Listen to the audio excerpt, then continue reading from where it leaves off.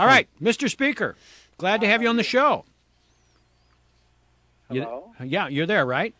Yes. Oh, good. We were just giving you a tremendous build-up, so I didn't want to interrupt that. No, actually, in case you missed it, we had just played a short clip of you with Greta Van Susteren talking about what Ronald Reagan would have done with the situation in the Middle East, and we know you're here to talk about the Reagan Photobook and the Rendezvous with Destiny, but let's try and get to both subjects at once. How would Ronald Reagan, in your view, have dealt with the Muslim Brotherhood in terms of negotiating a future Egyptian government? Well, I think it's actually a very good question, not just timely because it's his 100th anniversary, 100th birthday this weekend, but also because of his extraordinary achievement with the Soviets.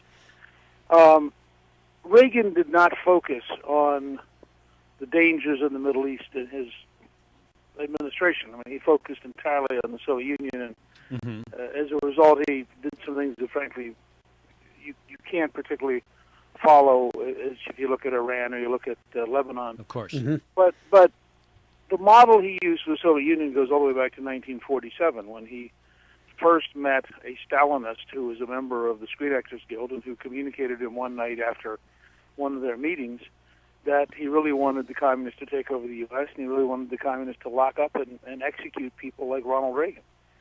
And it occurred to him that this guy was genuinely sincere. I mean, it wasn't just one of those intellectual arguments. This guy genuinely believed that a dictatorship was the best future for America and that purging the inappropriate was a totally reasonable behavior.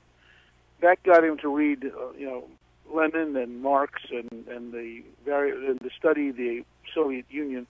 And as Peter Schweitzer points out in his book, Reagan's War, from 1947 to 1991, he never lets up. He knows who they are. I think the first thing has to be a national debate here about who are they. We need a president who says, if the Muslim Brotherhood has a symbol that is two crossed swords, and its slogan on that symbol is the Quran is our constitution, jihad is our way, death is our method. What do we think they mean? And if you look at everything they said, and as recently as late last year, one of their leaders in Egypt said, we are in a war that is going to be a great deal of bloodshed, and we're going to basically impose our way. And they mean it. So you look at Iraq, for example, where we've had a drop from 1,200,000 Christians in 2003 to about 500,000 left now, because the threat of violence is so great. You begin to realize that we're up against an opponent not just in Egypt, but across the region. Hezbollah taking over Lebanon recently, the drift towards extremism in Turkey, the burning of churches in Malaya, the killing of the provincial governor who, remember, was killed by his own guard. That's right, the guy in Pakistan. Yeah, which leads you to say, so how certain are we that the rest of the Pakistani security force is reliable? Particularly given that they have nuclear weapons. And I just cite all this because I think we're in a cycle where until we can have a clear, honest discussion about the threat and try to find a language and a way to distinguish between moderate, modernizing Muslims who want to be part of the modern world and who are willing to have toleration, and extremists who are determined to impose one way of life on the entire planet and at the cost of enormous bloodshed if necessary. What your sense is, and you said this the other day with Howard Dean, that we are slowly losing the war on terror, and you say that the network of terror is bigger, not smaller, and it's pretty much what you're saying right now. I'm just curious, why is that? Are we not doing enough, or have we made it worse? I think we misdiagnosed the problem. The problem isn't just Afghanistan or Iraq. That's like describing World War II as Guadalcanal and Sicily. The problem is a much more fundamental underlying movement, much of it financed by the Saudis and the Iranians, schools that teach hatred, networks of organized terror, and we're totally confused. We have a White House advisor on terror who's looking for moderates in Hezbollah. Reagan would have said that was like looking for Rotarians in the communist dictatorship. Reagan only negotiates with Gorbachev within a framework of a grand strategy designed to defeat the Soviet Empire, and he's very clear about it. I mean, he's trying to negotiate the gradual disarmament and decline of the Soviet Empire. He's not trying to negotiate a method of living together that gives the Soviet Union legitimacy and permanency. All right, but there's no Gorbachev here. Who do we negotiate with?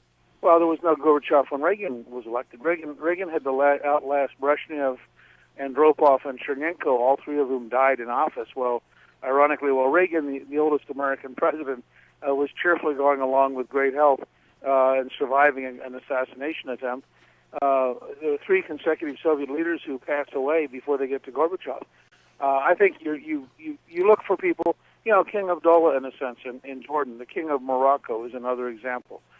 There are some modernizers in Egypt. In fact, there are a lot of middle-class, moderate Muslims in Egypt. They've been repressed by the Mubarak dictatorship, and there's a grave danger that they're going to be suppressed by a Muslim Brotherhood dictatorship. But there are moderates you can build on around the region if you're prepared to be intellectually tough-minded and distinguish between genuine moderates. The provincial governor who was killed because he was the kind of person we wanted to build a future with. Let me ask you something, and I'm not going to put you on the hook and ask if you will declare for president right now. Of course, if you do, there'll be obviously a little something in your pay envelope from us, but why get into that right now?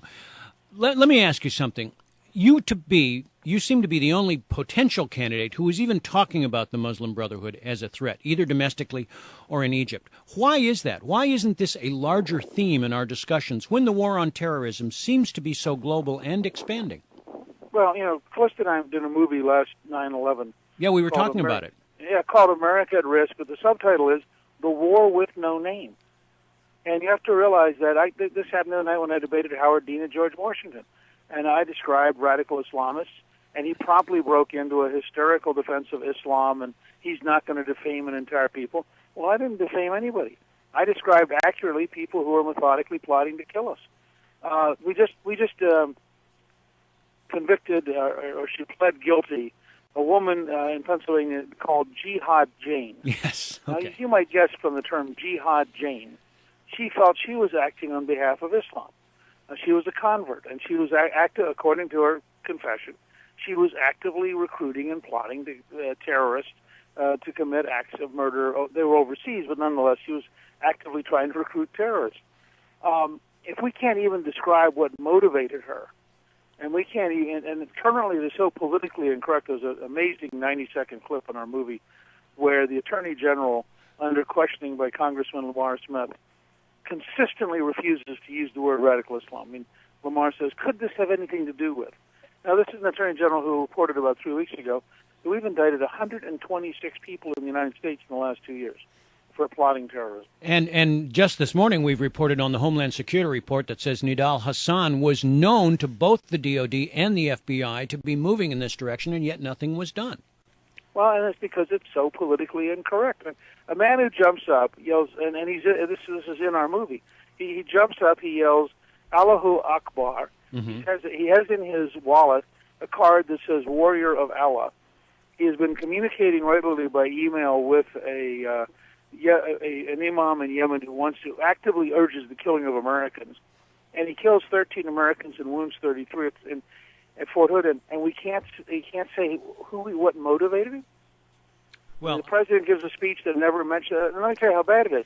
When a Pakistani who lied to become an American citizen puts a car bomb in Times Square, Mayor Bloomberg's first response in public is, well, maybe it was somebody who's opposed to Obamacare.